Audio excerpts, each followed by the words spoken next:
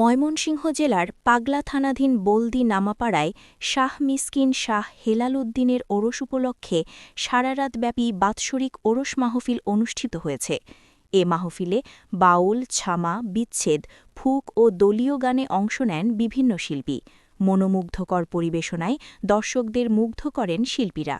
মশাখালী ইউনিয়নের কৃষক দলের সাবেক সভাপতি রাজা মিয়ার বাড়িতে এবং তার তত্ত্বাবধানে প্রতি বছরের মতো এ ওরস মাহফিল আয়োজন করা হয়।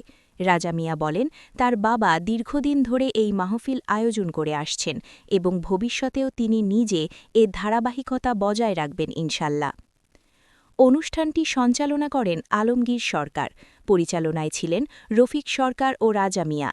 গানের আসরের সভাপতিত্ব করেন প্রজন্ম দলের ময়মনসিংহ যুগ্ম আহ্বায়ক রফিক সরকার।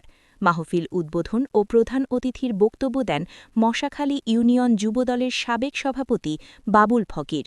বিশেষ অতিথি হিসেবে উপস্থিত ছিলেন এলাকার গণ্যমান্য ব্যক্তিবর্গ ও নেতৃবৃন্দ।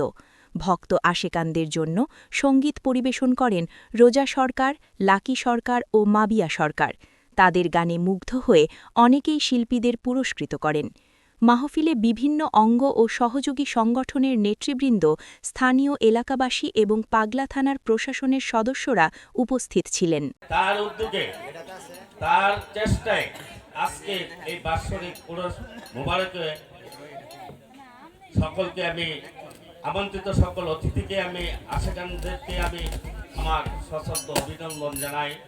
তারই পাশাপাশি একটি অনুরোধ করব, যেহেতু এই অনুষ্ঠানটি আমাদের গ্রামের ভিতর, এখানে অনেক মা বোনেরাও শুনতে আসেন বা গ্রামের অনেক ছেলেপেলেরাও আসছেন, সকলদেরকে আমি একটি অনুরোধ করব, এই অনুষ্ঠানটি যেন সুস্থ সুন্দরভাবে সম্পূর্ণ হয় সেই দিকে আপনারা সকলেই লক্ষ্য রাখবেন এবং সেদিকে লক্ষ্য রাখার জন্য সকলে